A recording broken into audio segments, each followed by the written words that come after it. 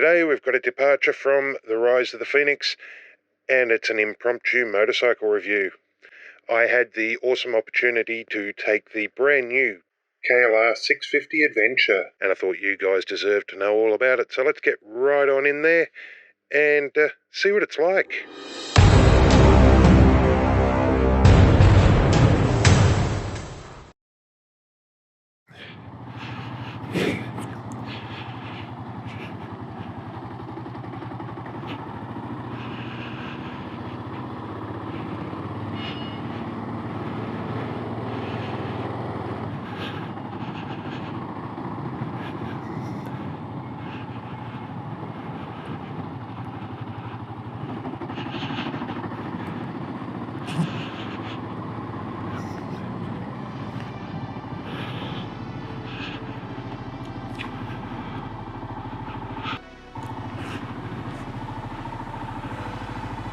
G'day folks, welcome back. My name's Simon. If you're new here, this channel is all about motorcycles, adventure, camping and touring. So my bike's just in getting the TFT display changed over because it was stuffing up basically.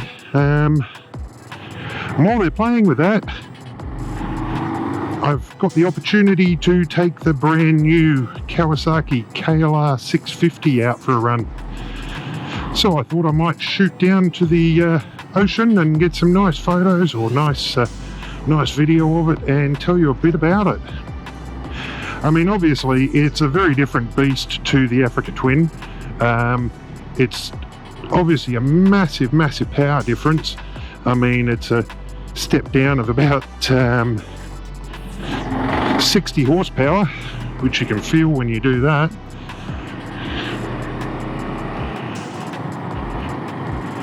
But that said though, you know, you take it for what it is. It's a single cylinder 650cc motorcycle.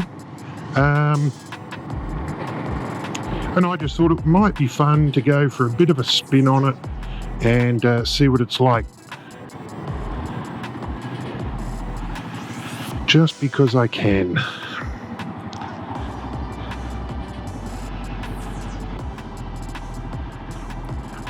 So this bike has only got a total of 74 kilometres on it at the moment, so I don't want to be out too long with it.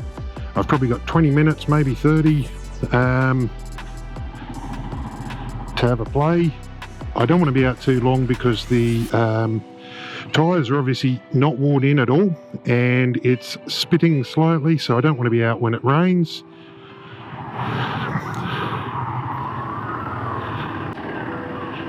Got sirens coming back there, but where?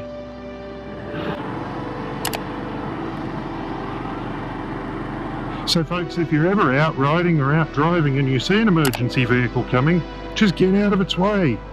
It's so simple, so easy.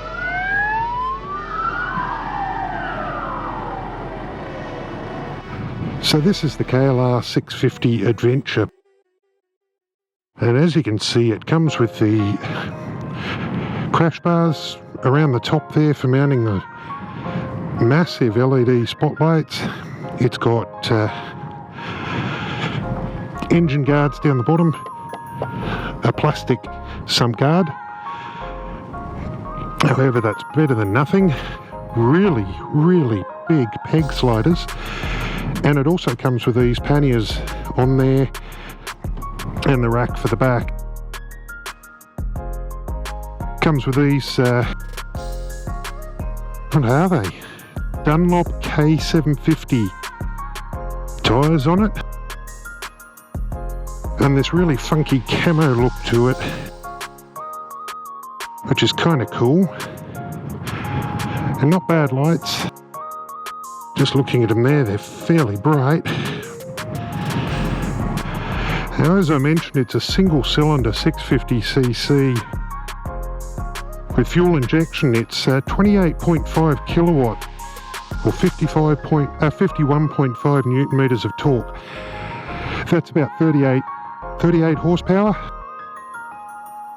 This is the Adventure model, as I've already mentioned, which comes with the spotlight mounting bars, the crash bars, the side panniers, and the LED spotlights on it, and these brush guards up here for your hands. Obviously, being a KLR, it comes with this really high mount front fender kit.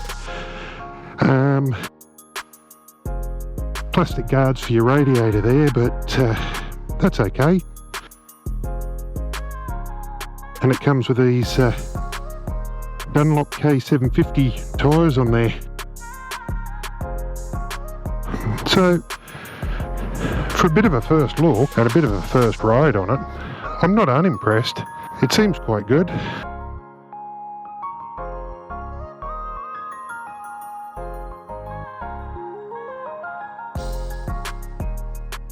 I'm a little bit disappointed though. They've got these beautiful LED headlights, beautiful LED spotlights, and what looks like bulbs in the indicators, and a bulb in the tail light. Yeah, just a normal filament bulb in the tail light. So, like, I mean, they could have gone a little bit further and perhaps, modernised it by putting LED indicators and LED tail light on it, but it's got, fuel injection now, which makes a bit of a difference to it. This lovely push button here for your spotlights. This USB charging port in here. Only one USB slot there.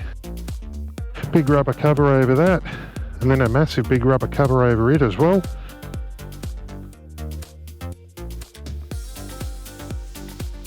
And these side boxes all work off your ignition key. And once you've unlocked it, you slide this bit out, and then you can lift it up. And the key can't come out while the box is open. I mean, it's not massive, but you could probably easily do a weekend with it and strap a bit more on here, like your tent or whatever. Could easily keep a few things in there, and presumably because it's obviously higher than that, you could pile it up a little bit higher. Don't want to get everything full of water though. But that's not bad. Not bad little boxes.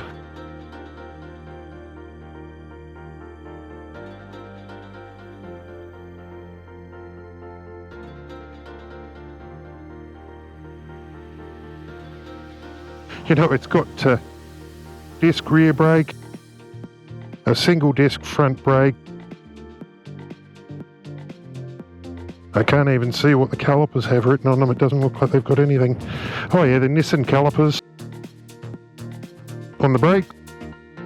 So I mean, they're a good brand of brake. Most of the Japanese makes use Nissan calipers anyway. The front one doesn't say Nissan on the side of it. Doesn't mean it's not though. It's got ABS. You know, it's got most things that you need for basic adventure stuff, really. I mean, it's not big enough for me, personally, but it's still a nice little bike. I think if I didn't have the Africa Twin, would I buy one? Quite possibly.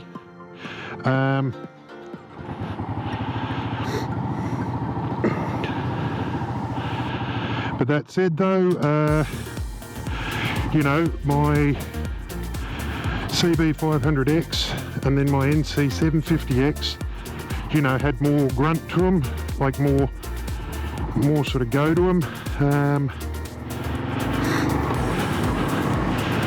Like this moves. It's definitely not a slouch down low. They always have that sound though, like they're labouring, and that's one of the things that I notice with watching them on YouTube. They always sound like they're labouring a bit.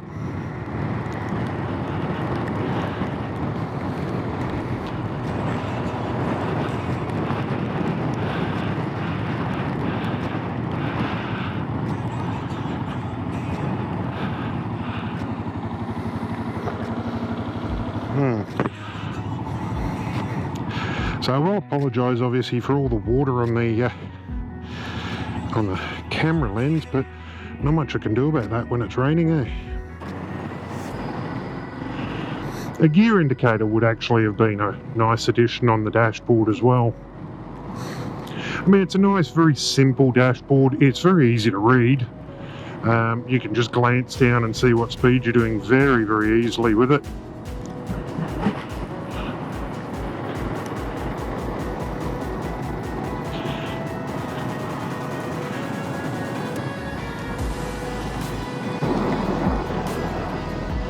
Getting a tad damp now.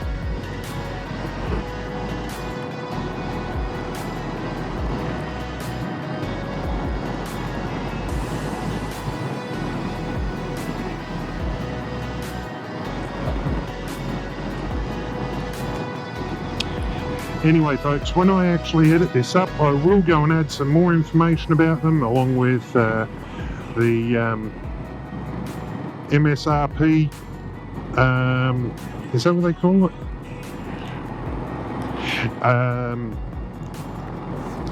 MRRP, manufacturer's recommended retail price. I'll try and add that on there, or if the guys are happy to give me a right-away price to put on there, I will do that. I'd like to thank the Honda Kawasaki dealers in Coffs Harbour for letting me take this for a ride, and obviously end up with it getting dirty. Was hoping it wasn't going to rain while I was out, but you know, weather does what the weather does, right? Anyway, time for me to head back to the dealer, hand them back their bike that's now wet and covered in road grime, and apologise for doing that. Mind you though, they might want me to put it out the back and they give it a quick hose before they put it back in the showroom. But look, this is a nice bike. It's a fully adjustable windscreen. You do have to mess around with it a little bit to do the adjustment, but it is an adjustable windscreen. It does have multiple height settings. I'm looking at this now and thinking that's probably the lowest setting.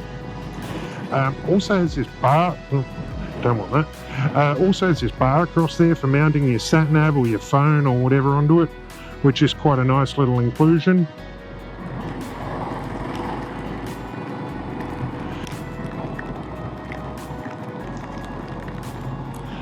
I'll work out how many gears it is this time. Second. A bit worried about these tyres being quite squidgy in the wet because they're still covered in silicone.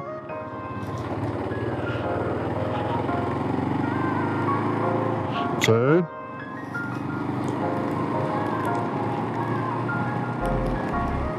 Fourth.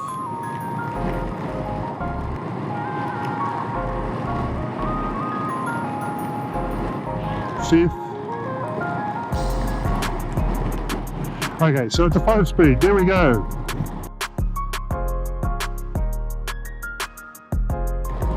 Anyway guys, I think I'd better take this camera off the helmet before I end up wrecking it with water, and get myself back to the dealer. So look, if you got something out of today's video, if you enjoyed it, please do hit that thumbs up. If you haven't already, subscribe down below, and I'll catch you on the next ride.